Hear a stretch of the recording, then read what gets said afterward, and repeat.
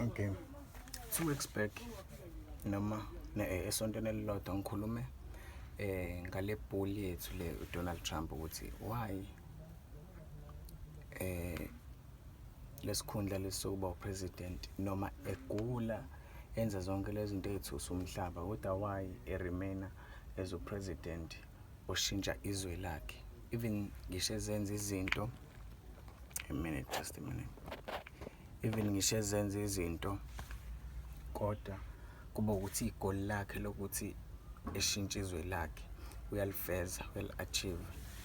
So khona interview akayenza ngo-1980 la ekhuluma khona ngokuthi ngeke yena eze ba upresident. Abantu bemcela bethi indoda sicela ube upresident wethu ngoba phela uyalibona ukuthi izwe lethu alenze ngalendlela kumele lenze ngayo.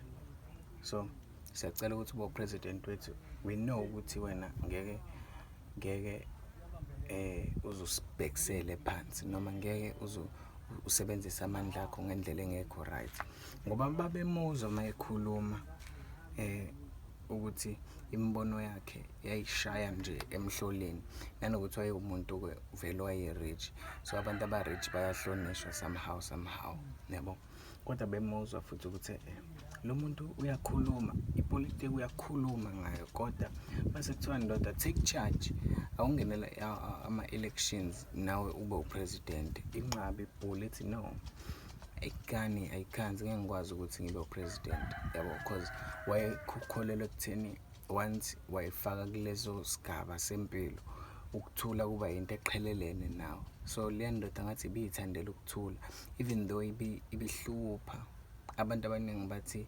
ibihlupha ngoba imbono yayo ayincenge akuyona indoda encethezayo. So uma uyindoda engancethezi vele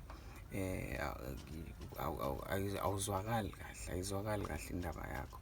So khona-ke enye interview akayenza no-Oprah 1988 ade ngiyibona la ku-YouTube uthi there is one man oyedwa umuntu ongashintsha le country le i-America ibe yi-country enamandla emhlabeni yabo noma ibe yi-country ngizothini number 1 ngoba wayekhala ngokuthi kunama-country afana ne-Japan. I-Japan idayisa iy'moto idume njengalokho ukuthi idayisa iy'moto. So ibithatha iy'moto zabo i-Japan iyise e-USA iyoyidayisa khona bese ibanika 20%, 25% i-USA ukuthi okay USA we're gonna give you the cars to sell. Actually we're selling these cars to you but in return we're gonna give you 25% yabo because okay imoto zethu seze ku-country yakho yabo. So ufuna yena ukuyivimba lento ukuthi no why Japan ingasiniki u-50% yabo because nathi sibambe iqhaza elikhulu ey'motweni zalo and ngaphandle kwethu ngeke izisipane yonke lento le ukuthi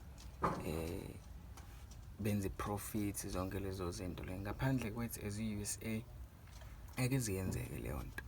So ekhuluma ngalezo zinto Trump ekhuluma ngalezo zinto ekhuluma ngoCohen ukuthi angijwayeleke lelazo kuthiwa iCohen kodwa ekhuluma ngalelozo ukuthi ngisho umuntu ohluphekayo lapha uphila njengenkosi.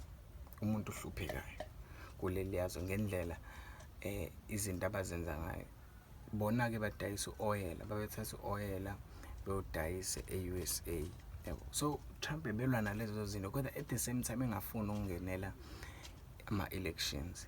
Okay kwahamba wakhula khumbule ngama-1980s 1980 wayena-34 I think wayena-34 1988 kushuthi wayeseqala-ke ekhula lapho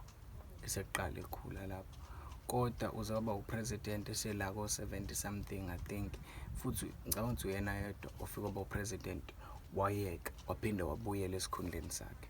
because abantu bayazi ukuthi this guy uhlakaniphile, lo bafo lo mayikhuluma into umhlaba awuvumelani nayo, kodwa thina as a country siyabenefit because akancethezi igoli lakhe lilodwa iliphi ukuthi lithathe izwe i-USA ilibeke emgangathweni.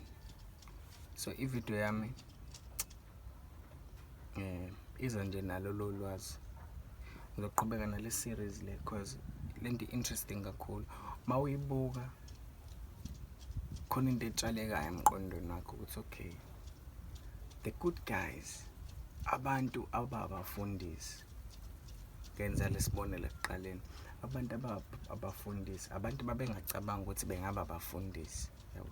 Kufika nje njengobizwa ukuthi no-Donald Trump wayencenga kuthiwa please man ngenela ama-elections, wangawangenela, kodwa uthe lapho khona esengenela khona umhlaba wonke wama njengoba umile nje, unlike our president.